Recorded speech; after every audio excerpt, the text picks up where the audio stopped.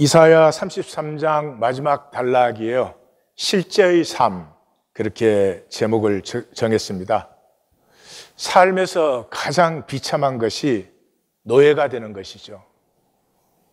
실제로 인류 역사에서 노예보다 더 참혹하고 비참한 사건은 없었다. 저는 그렇게 생각을 합니다.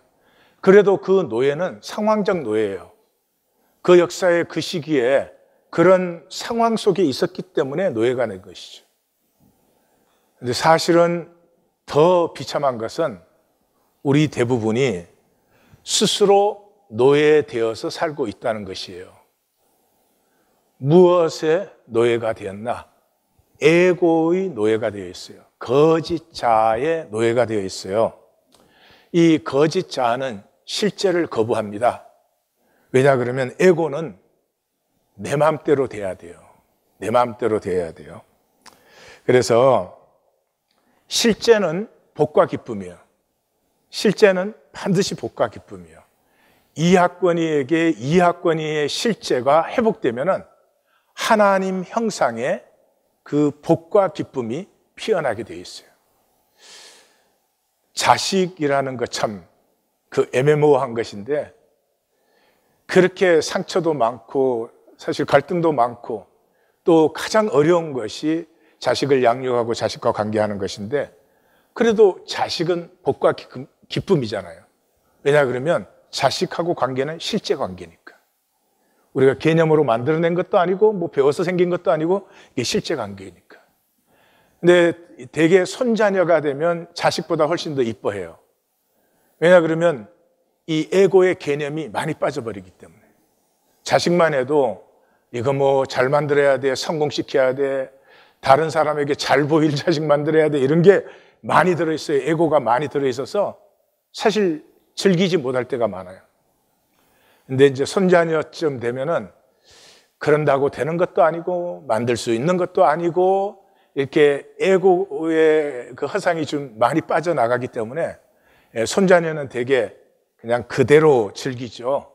실제는 복과 기쁨이에요. 근데 에고는 실제와 아무 상관없어요. 진실과 아무 상관없어요. 진실이 어떻든 내 마음대로 돼야 돼요. 그래서 실제를 스스로 버리는 게 에고예요.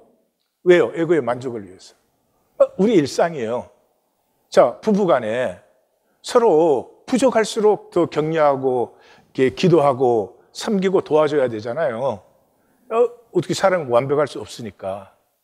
그런데도 그거 다 모르는 사람 없죠.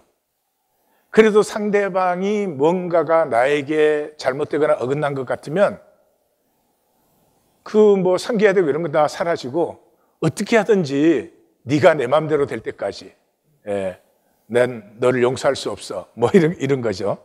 그래서 에고는 실제를 버려요. 스스로 버려요.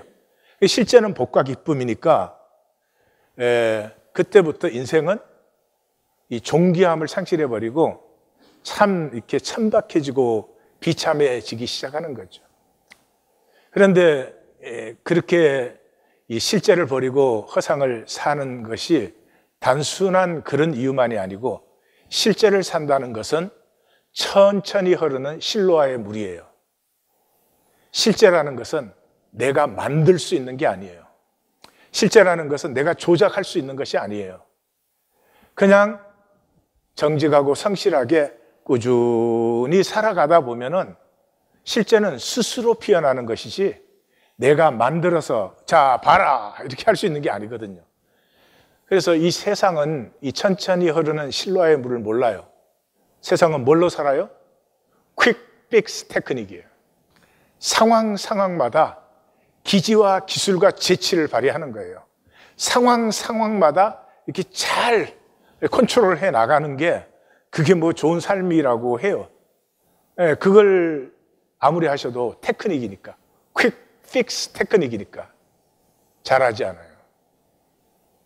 수십 년을 살아도 인격이 미성숙해요. 수십 년을 살았는데도 생명의 깊이가 느껴지지 않아요.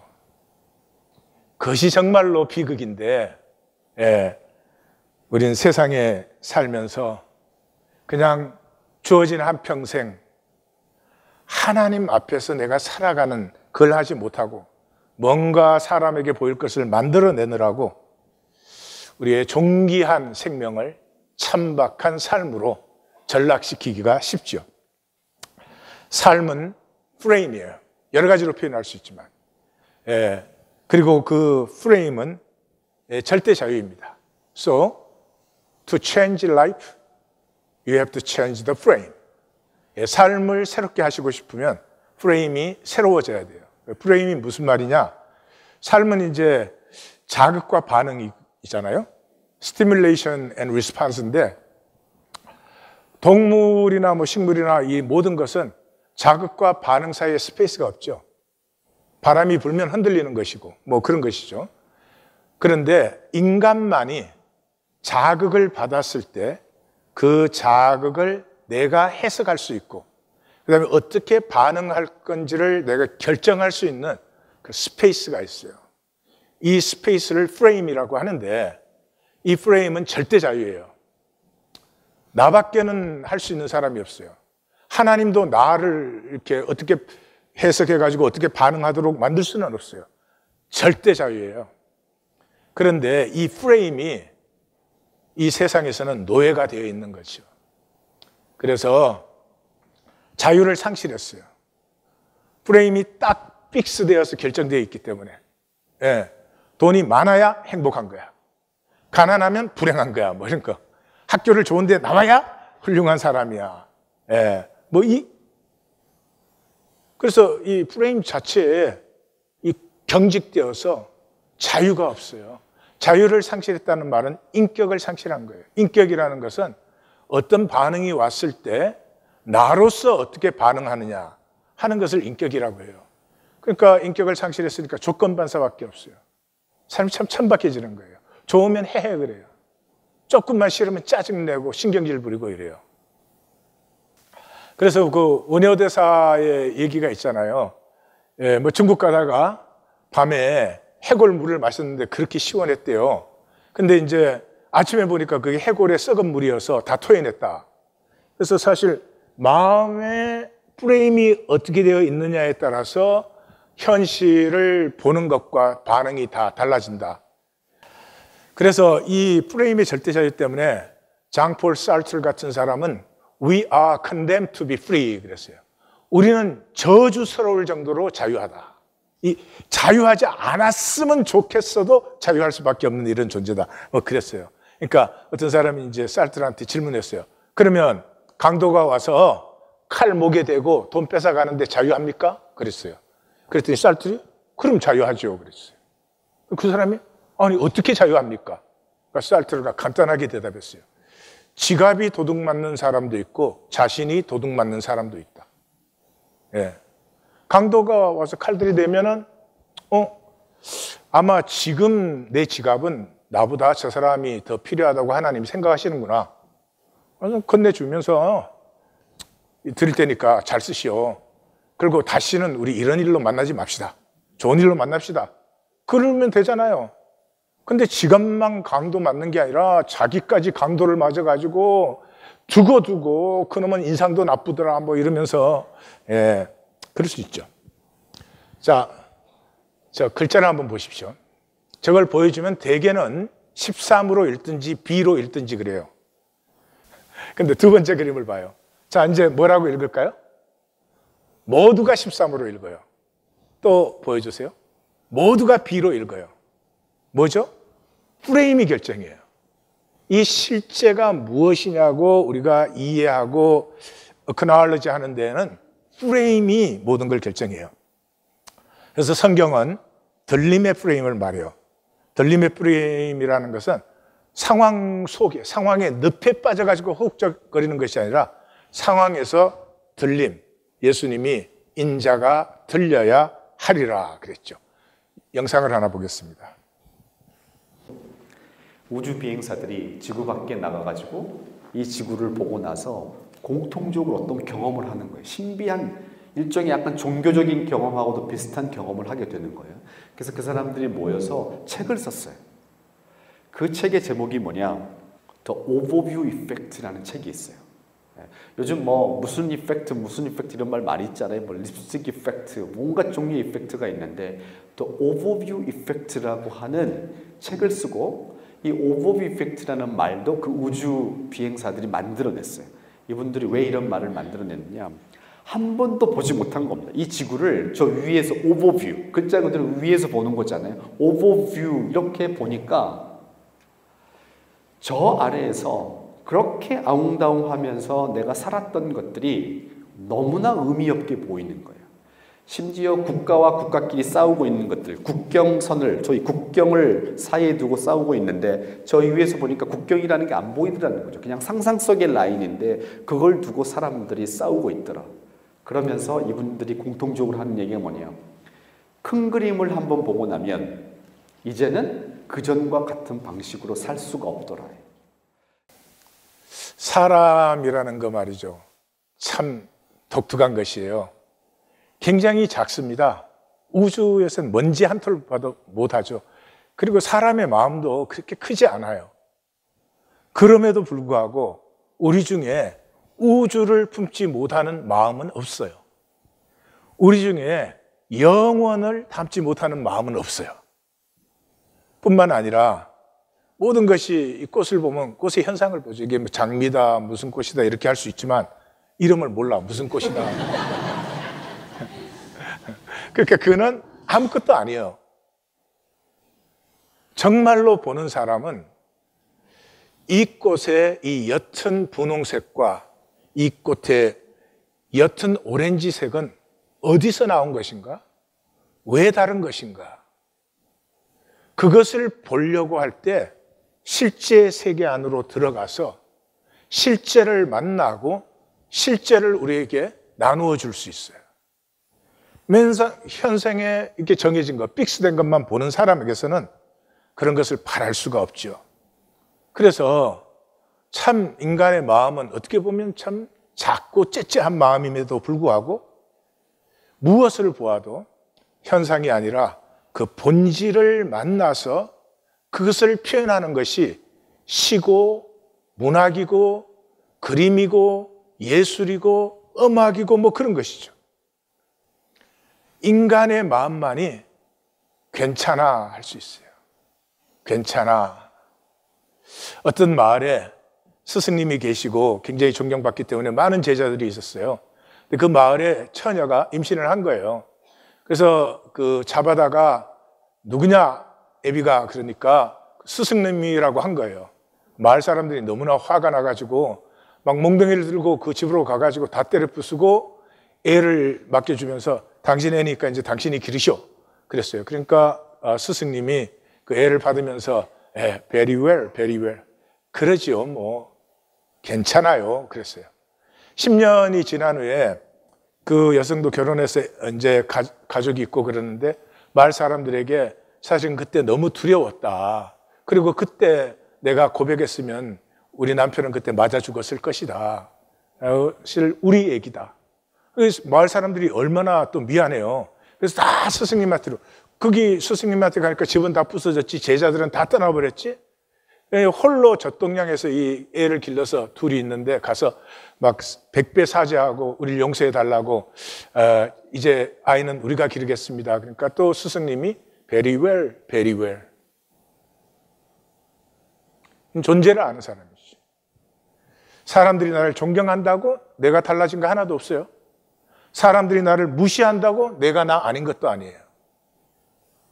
상황과 조건이 어떠하든 간에 나는 나의 길을 걸을 수 있는, 이것은 이렇게 작고 째째해 보여도 인간 마음에서만 나올 수 있는 것이에요.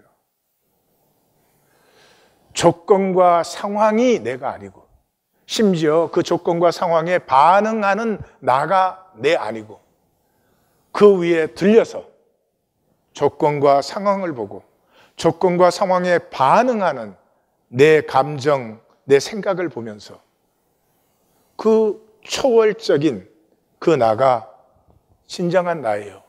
변하지 않는 나예요. 이 나를 만나고 누릴 때까지 인생은 just 게임이에요, 게임. 네가 이기냐 내가 이기냐, That's all. 조건과 상황을 자신과 동일하지 말라. 우리 교회에서 참 많이 하는 말이죠. 동일화할수록 무기력해져요. 조건과 상황은 하나님이 만드시는 거예요. 하나님이 주시는 거예요. 나는 조건과 상황을 만드는 존재가 아니에요. 세상에 쏘가가지고 그냥 돈만 있으면 조건과 상황을 내 마음대로 할 수 있을 것 같지만 아닙니다. Never. 우리는 하나님이 주신 조건과 상황 안에는 사랑의 하나님의 뜻과 사랑의 하나님의 아름다움이 들어있어요. 그 조건과 상황에서 하나님의 뜻과 아름다움을 피워내는 것이 우리다. 그래서 우리가 하나님보다 더 복되다. 하나님은 현상을 만들 수 있지만 그 현상 속에 가치를 피워내는 것은 우리다. 하나님은 이순신을 만들 수 있지만 이순신이 충무공 이순신 장군이 되는 것은 이순신 장군이 스스로 그렇게 살아야 되는 것이죠. 마귀에게 속아서 하나님같이 자꾸 내가 내 조건과 상황 만들려고 안 되니까 살수록 무기력해져요. 가리고 있어서 그렇지 열등감은 깊어지고 자기를 수치스럽게 보고 이렇게 되는 거죠. 예일대에서 한 이 스터디가 있어요. 대개 리서치 하면은 리서치는 이렇게 어떤 퍼센테이지 이렇게 했더니 몇 퍼센트가 이렇게 그래도 뭐 80% 이상 나오는 건 거의 드물어요. 근데 이건 100% 수없이 여러 군데서 이 스터디를 반복했지만 항상 똑같아요. 이건 거의 절대 진리라고 할 수 있는 거죠. 근데 사람이 다 이제 일을 하면서 살잖아요. 그 일을 잡으로 보는 사람과 커리어로 보는 사람과 콜링으로 보는 사람이에요. 잡으로 보는 사람은 뭐예요? 먹고 살기 위해서 하는 거죠. 커리어로 보는 사람은 뭐 좀 잘해갖고 자기를 좀 어떻게 출세도 시키고 성공도 시키고 그렇게 보는 거죠.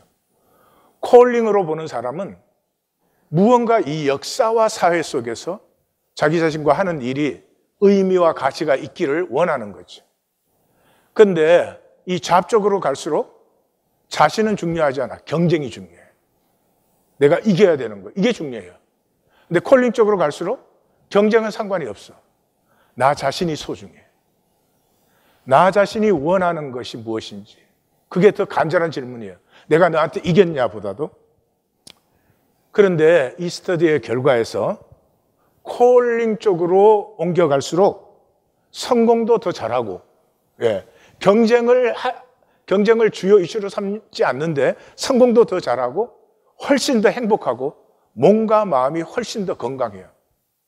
이 리조트는 100%예요. 우리 삶의 프레임이 우리를 어떻게 결정하는가 보이시죠? 파블로 카자르스라고 음악하신 분들은 뭐 다 아시고 웬만한 분들은 아실 거예요. 이 첼로의 성인이라고 불리시는 분이니까. 근데 90세가 되었을 때도 매일 3시간씩 연습을 했습니다.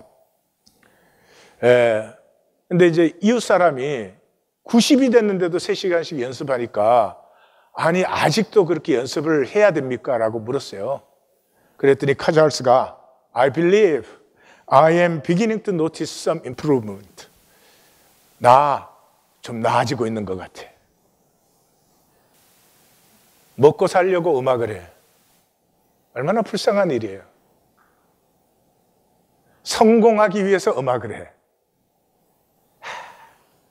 그것도 참 무기력해질 수밖에 없어요. 그러나 내 음악 속에 이 본질의 아름다움을 조금이라도 더 나타낼 수 있다면 나 자신에게만이라도 이건 참 사람을 고결하게 만드는 것이죠. 실제를 향한 열림은 개념을 넘어서야 돼요. 세상은 개념을 딱 픽스시켜 놓고 그 안에서 우리가 꼭두가시 인형이 되게 해요. 인류 학교를 가야 돼. 더 높은 점수를 받아야 돼. 거기에 노예가 돼서 살면은 이 인간 속에 있는 이 신비한 가능성, 우리의 마음이 그렇게 크고 뭐 훌륭하지 않은데도 이 작고 째째한 마음 속에도 여전히 있는 우리 인간의 그 초월의 가능성, 그 신비는 영원히 닫혀버리는 거죠. 예. 이 디스커버리에서 선택한 인류 역사의 5대 천재 한번 보십시오. 근데 이 디스커버리라고 하는 곳에서 세계 지금까지 살았던 사람 중에 5대 천재를 뽑았어요. 첫 번째 천재가 누구냐? 존 내쉬. 이분 잘 알죠? 영화로 나왔던 뷰티풀 마인드, 그 영화의 주인공이기도 했던 그 프린스턴의 경제학자이자 수학자인데요. 이분이 재미있는 것 중에 하나가 뭐냐? 심리적으로 장애가 있었어요. 질환이 있었는데 스키조프레니아, 정신분열병을 알고 있었어요. 엄청난 천재인데 정신분열병을 알고 있었던 거죠. 자, 이 디스커버리에서 선정한 또 다른 천재가 누구냐면은 여러분 잘 알고 있는 고호, 반 고호. 너무나 유명한 그림들을 그렸잖아요. 그런데 이 반 고호의 생애를 들여다보면 이 사람도 심리적으로 조금 문제가 있었어요. 그래서 이 바이폴러 디스오더라는 거는 우울증하고 조증하고가 막 나타나는 거예요. 어떨 때는 되게 기분이 좋았다가 어떨 때는 굉장히 다운됐다가 하는 이런 장애를 가지고 있었고, 그리고 스키조프레니아, 정신분열병도 조금 있었던 것으로 좀 추측을 합니다. 세 번째 천재, 작가 중에 에드가 앨런 포라고 하는 엄청난 작가가 있어요. 근데 이 사람도 정상은 아니었던 것 같아요. 그래서 이 사람은 확실하게 알코올 중독자였고요. 그 다음에 역시 또 바이폴라 디스오더가 있었던 것으로 알려져 있습니다.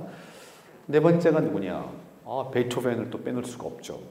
근데 이 베토벤도 양극성, 이 바이폴라 디스오더, 굉장히 기분이 좋았다가 또 우울해지는 이런 기분 장애가 있었던 것으로 알려져 있고요. 마지막 이제 과학자 중에 뉴턴.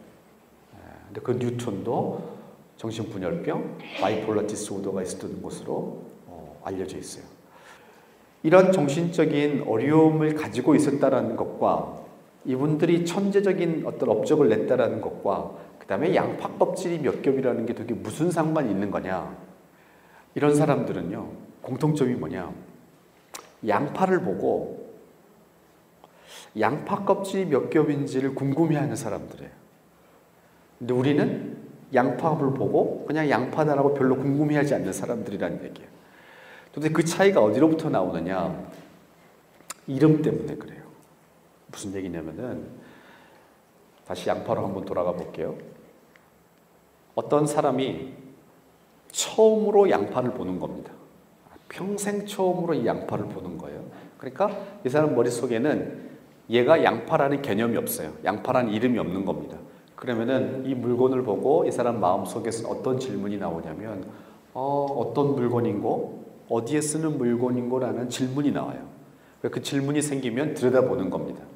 그런데 우리는 이 물건이, 이 대상이 양파라는 걸 알고 있기 때문에 이걸 보는 순간 양파네 하고는 우리의 뇌는 관심을 안 가져요. 제가 여러 번 한 말 중에 하나가, 아이에게 새라는 단어를 가르쳐주면 아이는 더 이상 새를 보지 않는다. 새라는 이름을 모를 때는 짹짹거리면 봐요. 근데 새라는 이름을 딱 알고 나서부터는 짹짹거리면 새구나 그렇게 하고 말아요. 말씀 만나기 마찬가지예요. 글자를 배워가지고 성경의 글자를 읽고는 그 이해를 하고는 저희가 말씀을 아는 것처럼 생각해요. 이 글자 속의 세계, 양파의 세계, 이런 색깔이 나오는 본질의 세계, 이 세계를 만나면서부터 내 안에 하나님의 형상이 열리고 피어나는 거예요. 그 전까지는 사람에게 배운 테크닉으로 사는 거예요. 이 참 메마르고 이 창조성이 전혀 없는 재미없는 삶이에요. 그게 대표적인 게 종교예요, 종교. 종교는 이름을 배우면 전문가가 돼요.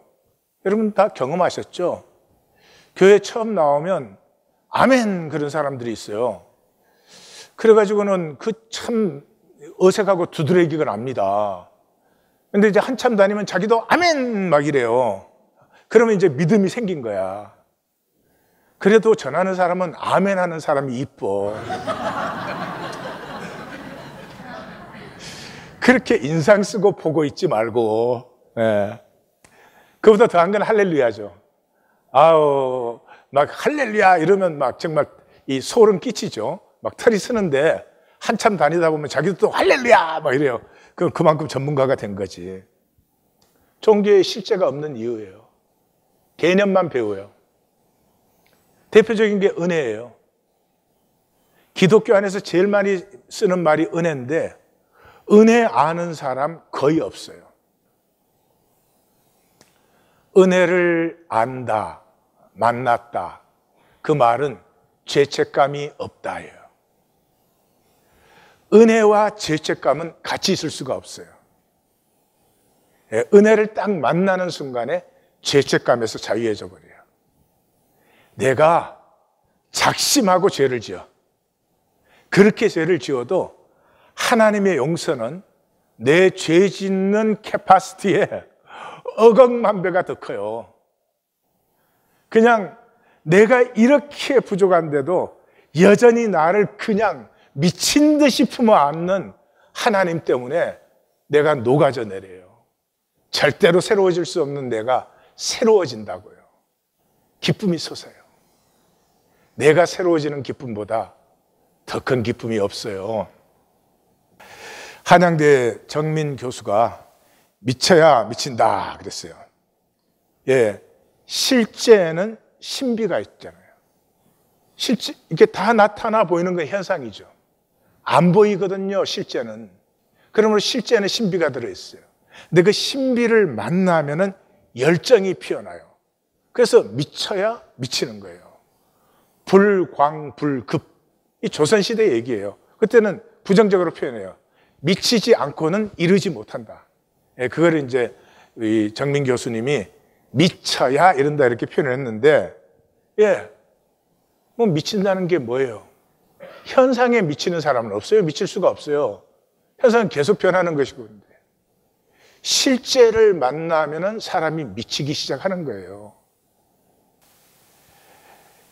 다 썩어버리고 하얀 뼈다귀만 남은, 뼈다귀만 평생을 쳐다보면서 사는 이런 미침을 만날 때 사람은 사람이 되는 거예요. 이 이재석이라고, 이 책 이름이 광고 천재 이재석이에요. 자칭 타칭인데, 이분은 계명대를 나왔어요. 한국에서는 지방대를 나오면 좀 차이가 많은가 봐요. 그래서 아무리 출품을 해도 입선이 안 돼. 그래서 이 양반이 할 수 없이 뉴욕으로 도망왔어요. 와가지고 스크롤 비주얼 아트에서 공부를 했어요.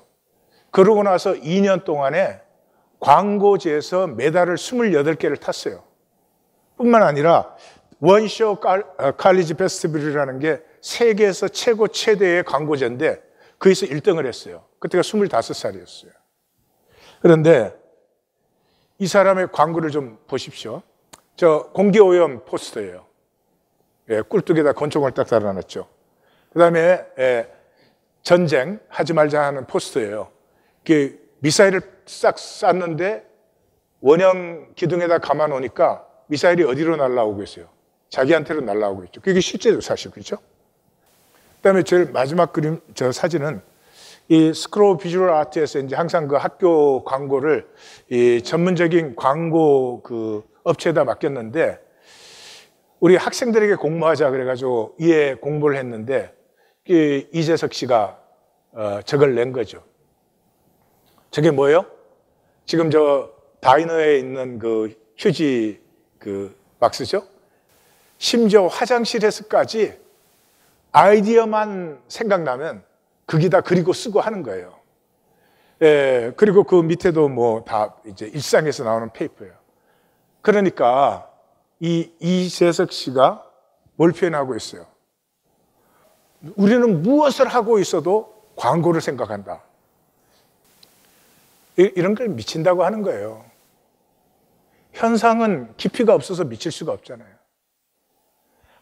아무것도 아닌 것도 실제를 만나면 실제의 깊이는 무한하기 때문에 들어가고 더 들어가고 들어갈수록 더 신비한 세계가 열리죠. 오늘 본문은 경외심이 실제를 여는 열쇠다. 실제는 나됨. 하나님이 만드신 나를 얘는 열쇠다. 그렇죠? 실제는 복과 기쁨이라고 제가 말씀드렸죠. 그죠? 그러니까 실제를 만나면 이 복과 기쁨 때문에 열정이 피어나고 즐기기 시작해요. 이 28장에서 33장까지는 유다의 장송곡이에요. 유다야, 너희도 멸망한다. 그렇게 계속 가면 그거예요. 그러니까 33장은 최후의 통첩이죠. 첫 번째 단락의 핵심이 경외심이었죠. 여호와를 경외함이 내 보배다. 두 번째 단락의 핵심도 경외심. 너희 모든 자들아 나의 권능을 알라. 그리고 세 번째 단락에서는 보며 보겠고 보라 보라 하자 라아 하자 라아 이게 반복되어요. 그러니까 33장을 요약하면 경외심으로 보라 그리고 직시하라. 거기서 만나는 것이 너를 미치게 할 것이다. 거기서 만나는 것이 이 세상에서 너를 자유케 하고 너 속에 하나님이 심어놓은 신비가 피어나게 할 것이다. 저는 말씀에 미쳤고 말씀을 좋아합니다. 근데 이런 말씀에서 정말 미치는 것 같아요. 이 개념을 철학적으로 표현하려면 책 한 권 써야 될 거예요. 그런데 선지자는 얼마나 간단합니까? 너에게는 경외심이 들어있어. 경외심이라는 것은 그냥 현상만이 아니라 현상 속에 들어있는 본질, 실제를 보는 마음이에요. 하나님만 향한 종교적 마음이 아니에요. 우리 서로 사이에도 경외심을 느껴야 되고요. 꽃 한 송이를 보낼 때도 경외심이 있어야 돼요. 경외심으로 실제를 보고 그 실제를 직시하라. 그러면 전혀 다른 세계가 열릴 것이다. 어떤 세계가 열리는지 보십시다. 왕을 그 아름다운 가운데서 보고 광활한 땅을 보게 된다. 왕은 주권이 있어야 아름다워요. 그러니까 이건 요시야 얘기예요. 요시야 왕 때는 주권이 당당해서 요시야는 애굽을 막았었어요. 그런데 요시야 전이나 후는 뭐예요? 전부 애굽 아니면 아수르 아니면 바빌론에 속국돼가지고 왕이 아니지. 광활한 땅은 뭐예요? 지금 예루살렘 근처만 남은 시대인데 요시야 때는 멸망한 북왕국까지 그 지역과 그 백성들을 품어 안고 다스렸던 시간입니다. 다시 말해서 역사적 근거 아래서 요시야 시대를 보면서 다윗의 시대를 보면서 나는 하나님이 왕을 세우시고 그 왕의 통치가 이루어지는 세계를 나는 보게 될 것이다. 언제? 실제를 보고 그 실제를 직시할 때. 18절 두려우면 기억뿐이고 세금도 착취도 학대도 없다. 어디 있느냐? 에이예이 에이예이 어디에 있느냐가 3번 나와요. 얼마나 감동적이에요. 두려움은 기억 속에만 존재한다. 행복할 때 아픔과 어려움을 보면요 행복이 몇 배나 커져요. 지금 이제 행복한데 그때 그렇게 힘들었었지, 그때 그렇게 어려웠었지. 그걸 보면은 지금 행복은 커지고 그때 아픔은 치유가 돼요. 그래서 뭐예요? 공포 자체인 강포한 백성을 보지 아니하리라. 이게 공포가 뭐예요? unknown. 모르니까 공포예요. 알면은 공포가 안 돼요. 이 중에 그런 분 있어요? 엑스레이 찍고 자기 해골 보고 놀라서 와, 내 해골. 절대로 안 놀라요. 자기 거니까. 예. 공포라는 건 unknown이에요. 근데 이게 아수르, 말도 다르지, 문화도 다르지, 행동 방식, 이게 와서 막 짓밟고 댕기고 빼앗고 이러니까 막연한 두려움이 아니고 공포 자체예요, 공포 자체. 근데 그런 세상의 공포에도 실제를 보고 그것을 직시해서 실제의 본질을 볼 수 있는 사람은 그 허상들에 두려워하고 놀라지 않아요. 경외로 실제를 보라. 그러면 허상이 사라져요. 잘나도 크게 뭐 그렇게 잘난 거 아니에요. 뭔 실패를 했다 그래도 실패도 소중한 인생 경험이지 그 자체가 뭐 별거 아니에요. 들림이 일어난다 이 말이에요. 들림이. 그 다음에 20절에서 우리가 나와요. 이 단락에서는 우리가 6번 나오죠. 우리는 남은 자들인데 우리는 어떤 사람이냐? 절기의 시온이 참 예루살렘인 것을 보는 사람들이에요. 예루살렘이 뭐 성벽이 두꺼울 때 더 높을 때가 아니고 참 예루살렘이라는 것은 절기의 시온.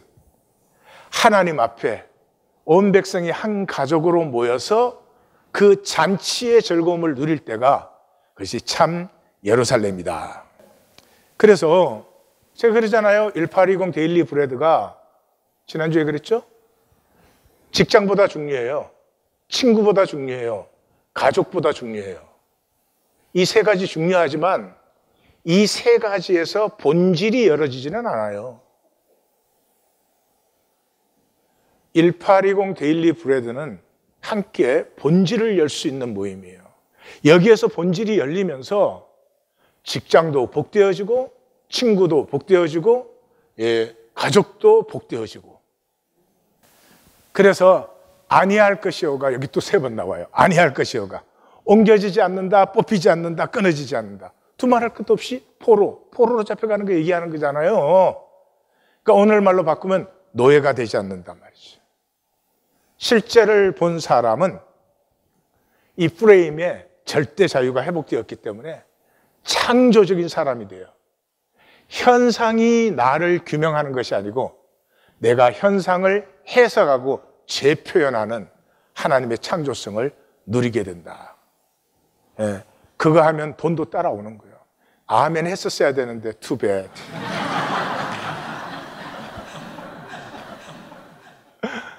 이 창조성이 없는 사람 말이요.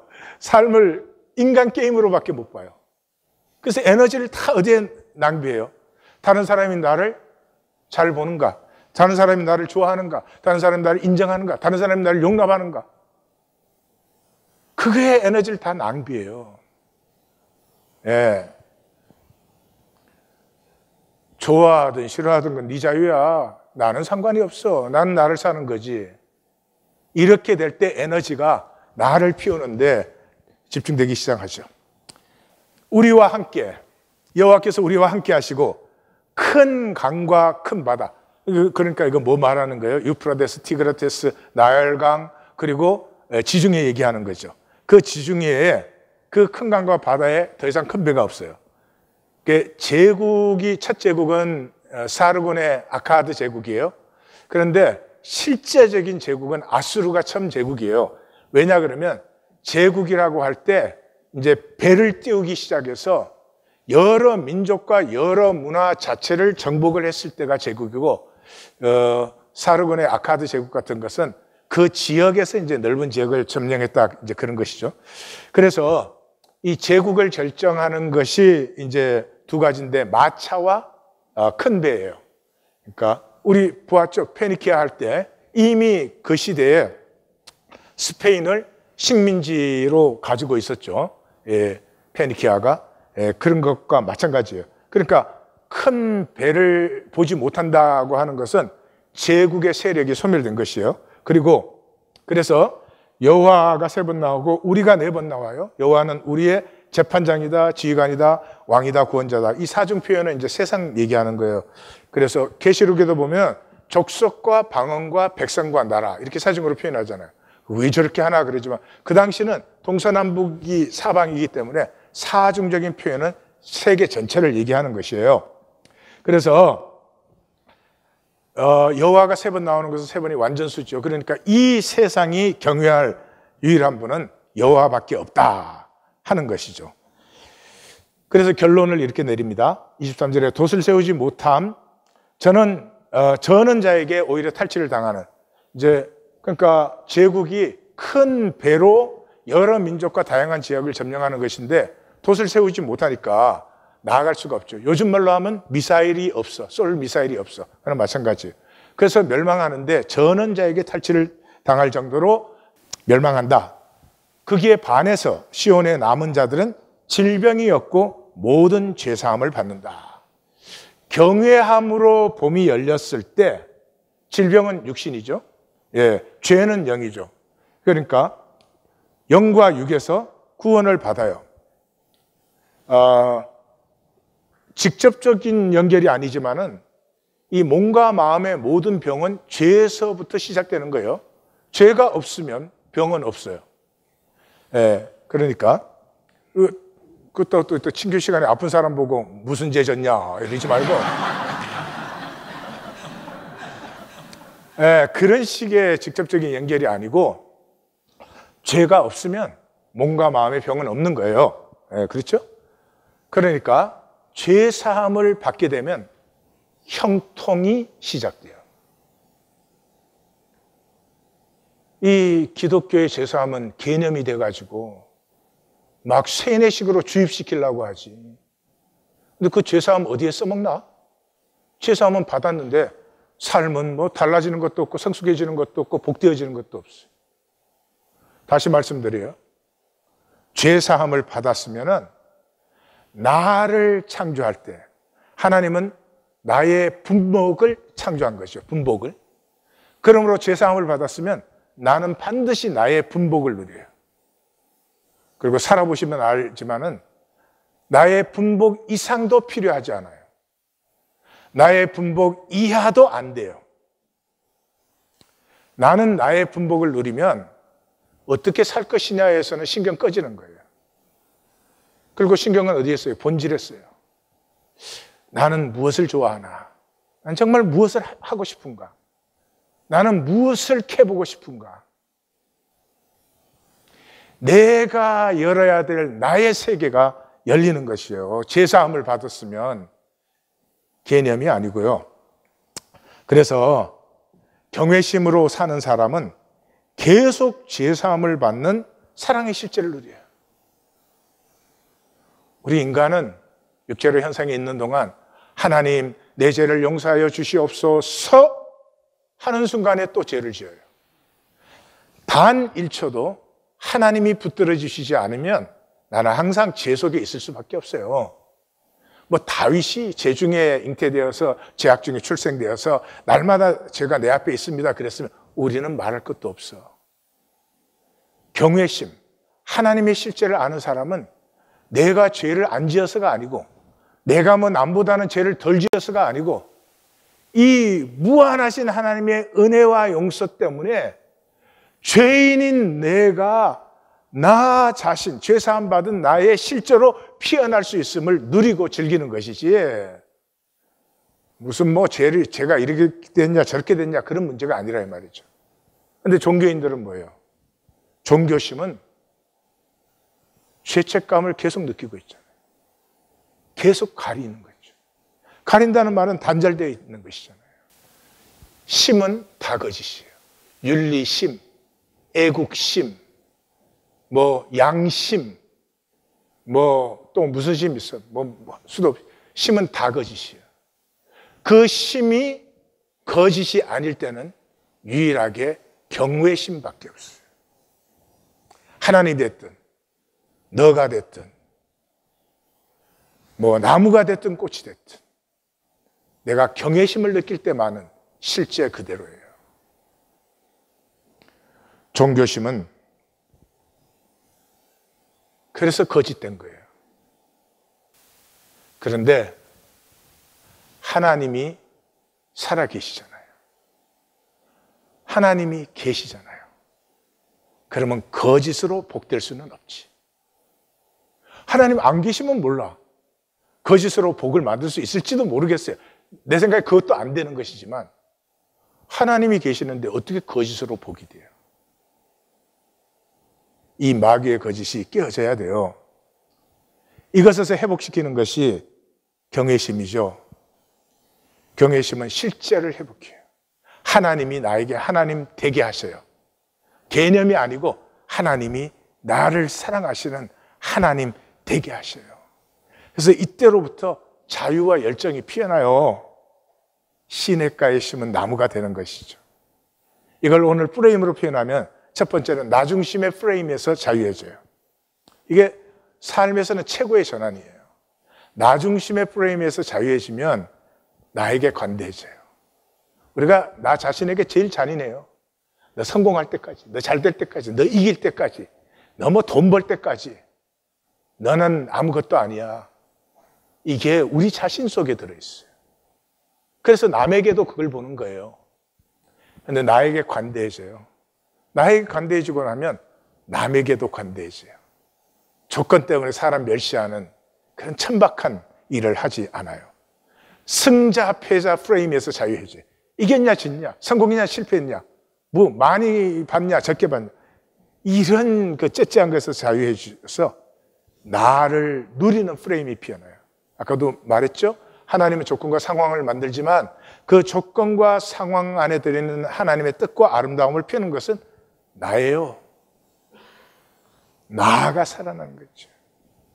제자가 막 스승한테 막 컴플레인 했어요. 아, 스승님에게 온 지 10년이나 됐는데 스승님은 나에게 아직 아무것도 안 가르쳐 주십니다. 막 이러니까 스승이 이렇게 보더니 그래? 그럼 따라와. 그래서 바깥에 나갔어요. 바깥에 나가서 이렇게 해서 저기 큰 나무가 보이느냐? 네. 저기 작은 나무가 보이느냐? 네. 됐느냐? 네. 그랬어요. 어느 나무가 크다고 우쭐대고 작다고 열등의식 가진 나무가 어디 있어요? 크고 작고가 다 그 모습으로 그 자리에 필요하기 때문에 하나님께서 그렇게 창조하신 것이고 그 조화를 누릴 줄 알아야지 좋으냐 나쁘냐 뭐 손해냐 이익이냐 뭐 성공이냐 실패냐 이런 천박한 프레임을 갖고 삶을 살아가니 하나님 형상의 이 고귀한 존재인 인간의 삶이 오늘 이렇게 천박하고 비참해져 있지 않아요? 두 번째는 하위 수준의 프레임에서 자유해져요. 상위 수준의 프레임은 가치 중심이에요. 예, 본질 중심이고 하위 수준은 절차 중심이에요. 예, 보이는 현상 중심이에요. 저는 주례를 많이 하는 편인데 주례를 할 때마다 느끼는 게요. 두 사람이 이제 만나서 결혼하자 그럴 때는 막 꿈이 가득하고 가슴에 행복도 가득하고 정말 그래요. 근데 결혼식을 준비하면 얘기가 달라져. 예, 뭐 꽃에다 돈을 줬을 거냐, 뭐 사진에다 돈을 줬을 거냐, 뭐 드레스를 뭘로 할 거냐, 뭐 턱시도를 그때는 대부분의 커플이 싸워요. 그 행복하던 꿈에서 싸움. 왜요? 본질, 우리가 함께 삶을 함께 가꾸어 보고 둘이 함께 만드는 삶을 이렇게 바라보고 할 때는 굉장히 행복하고 이 삶의 이 것이 아니라 속이 피어나는데 이제 절차 이 따지러 다니면은 문제가 달라진다 이 말이죠. 항상 상위 수준의 프레임을 유지하셔야 돼요. 절차를 결정할 때. 그러면 절차가 싸울 일이 아니야. 그래? 그럼 뭐 좀 꽃에다 돈 더 쓸 수도 있지. 그래? 뭐 그 꽃 하루 쓰고 버리는 거 거기다 돈 쓸 필요가 없지 뭐. 상대방에 따라서 얼마든지 자유해져서. 하위 수준의 프레임에 조심할 것은 하위 수준에서도 선과 의와 희생과 헌신을 다 드려요. 근데 드렸지만은 하나도 드린 게 없어. 자기 스스로 패해버려. 왜? 중심에 계산이 들어있거든. 희생하는데 내 이익을 챙기는 계산이 그게 들어있다고. 헌신을 하는데 내 것을 챙기는 헌신이 그 안에 들어있다니까. 그래서 자기 스스로도 다 패해버려요. 희생의 행복이 얼마나 큰 건 줄 아세요? 내 걸 챙길 때도 기쁨이 있지만 사실은 내 것을 나눌 때 훨씬 더 행복이 큰데 그 행복을 자기가 패해요. 왜? 자기 계산으로. 이 계산의 허점은 현재를 항상 내일을 위한 수단화 시켜버려요. 그러니까 현재는 항상 내일의 빅텀이에요. 빅텀. 제일 저는 대표적인 게 아이들 공부라고 생각해요. 아이들 공부를 그때 1학년 때는 1학년 거 배우면 되고 2학년 때 2학년 거 배우면 되고 근데 1학년 때 잘해. 그러면 엄마가 이래. 야, 2학년이 더 중요한 거야. 2학년 때 잘하면 야, 졸업대가 중요한 거야. 졸업대 잘하면 중학교가 중요해. 그러니까 애한테 공부는 정말 지긋지긋한 것이에요. 지금 당장에는 아무런 즐거움이 없는데 미래를 위해서 할 수 없이 해야 돼. 미래를 위한 피해자가 되는 거지. 제 생각에 이 세상에서 제일 즐거운 일이 배우는 일이에요. 새로움이 없다면 어떻게 살아가겠어요? 그 즐거움을 좀 누리게 해주면 되지. 그런 것도 배웠구나. 네 아버지는 아직도 모르는데 뭐 이러면 되지.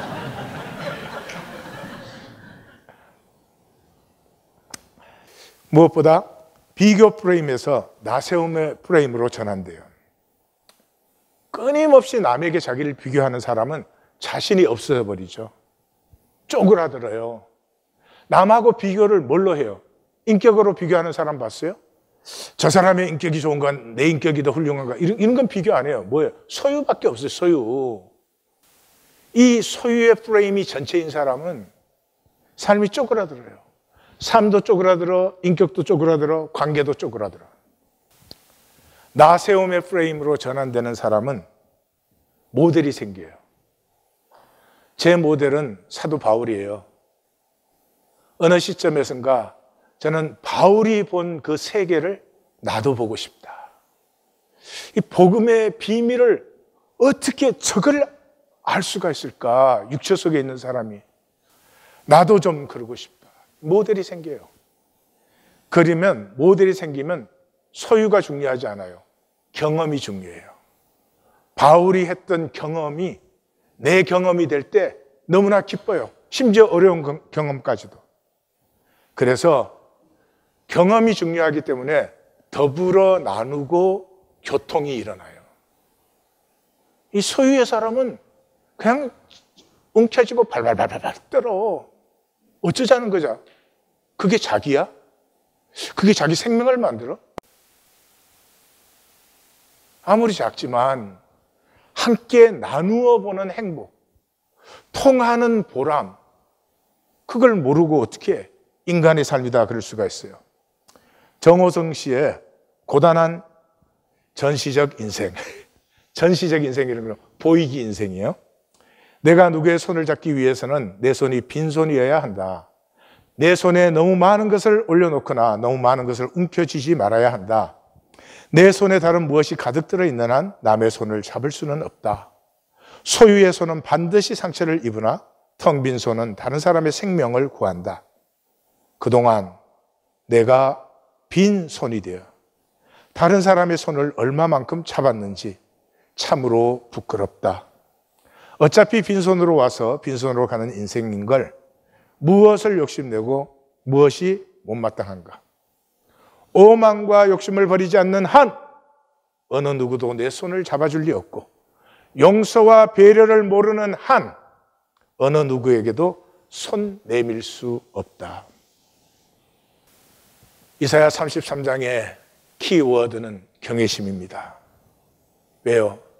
경외심에서 실제가 열리기 때문에.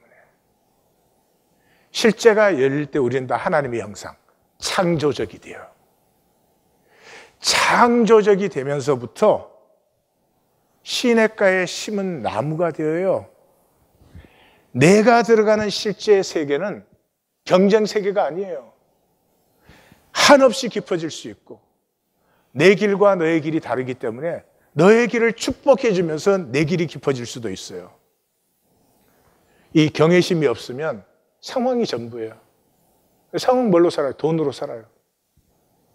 돈의 종로로 타는 거죠. 돈의 노예. 이게 지금 이 세상의 모습이에요. 사람은 존귀한 존재입니다. 비참할 수 없고 찬박할 수 없습니다. 근데 딱 하나, 경외심이 없으면 이 모든 것은 조건과 상황이 되어버리고 우리는 나중심 프레임, 하이 프레임, 비교 프레임의 노예가 되어버리는 것이죠. 인간의 결정적 비극은 돌이키지 못함입니다. 잘못된 것을 알아요.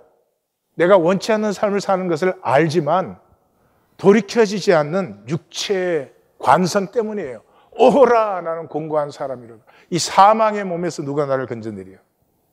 그러므로 우리에게 있는 믿음은, 참 믿음은 내가 믿나이다, 나의 믿음 없는 것을 도와주소서밖에 없어요. 내가 정말로 믿고 싶으면요, 내가 믿을 수 없는 존재라는 걸 만나요. 내가 정말로 생명을 살아보고 싶으면 나에게 그것이 없음을 알아요. 그래서 나의 없음을 고백할 수밖에 없습니다. 오직 이 진실만이 우리로 구원에 이르게 하는 것입니다. 종교생활은 있는 척하는 것이에요. 속지 마십시오. 조심하십시오. 하나님께 나아가십시오. 내가 죄뿐이며 허무 덩어리며 내가 거짓임을 하나님에게 고백하고, 그런 내가 안타까워서 더 풍성한 사랑과 은혜로 품으시는 하나님의 품을 체험하시는 2023년 사순절이 되십시오. 기도하십시다.